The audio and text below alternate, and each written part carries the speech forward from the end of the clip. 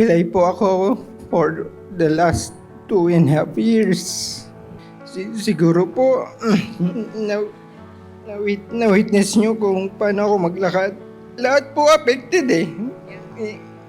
Yung gawain, sa work, sa family. Try ako, nagpunta ako sa mga doktor. Chinek ako. Kasi first pong tingin sa akin na stroke. Pinadala po ako sa mga CT scan ng brain. MRI, kung anong CT scan. May nakikita namang brain. Wala namang nakikitang problema sa katawan ko, even yung mga sa nerves. Kung maalala ko niyo po, one Sunday, nagsabi po si pastor dito, nagising siya ng madaling araw, nagpray siya, madaling araw din, Monday na siya. Nagising din ako kasi sobrang sakit ng ulo ko, balakang hanggang likod. Nag-pray in tongues lang ako kasi wala akong masabi kay Lord eh. Alam niya nangyayari sa body ko. Nag-pray po ako. Di ko alam kung ilang oras. 4 o'clock nag-alarm. Pinatay ko yung phone, natulog lang ako. Nag-alarm ulit, 6 o'clock. Usually po pag tumatayo ako, ang hirap kasi ang sakit sa likod. Yung tayo na parang grumpy old man, dandahan.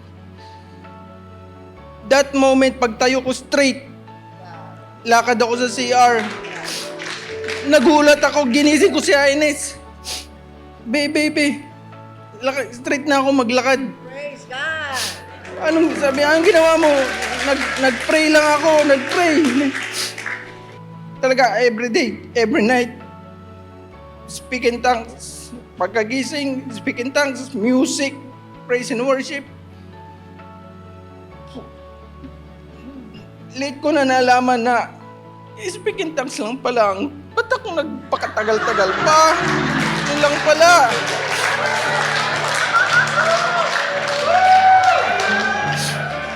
Pagbalik ko sa doktor, nakita ako naglalakad papunta sa room niya. Oh, tuwid ka na. Sabi ko, yes, Dok. Lakad ka nga, lakad. Huwag po tayong bibitaw sa panalangin. Ang healing ay galing kay Lord. Napaka-powerful po ng prayer. Huwag po tayong bibitaw sa Lord. Do not be dismayed. Do not be afraid. I am Lord, your God. I will uphold you with my righteous right arm. Plus, sabi niya, call unto me and I will answer you. And I will show you great and mighty things beyond your knowledge.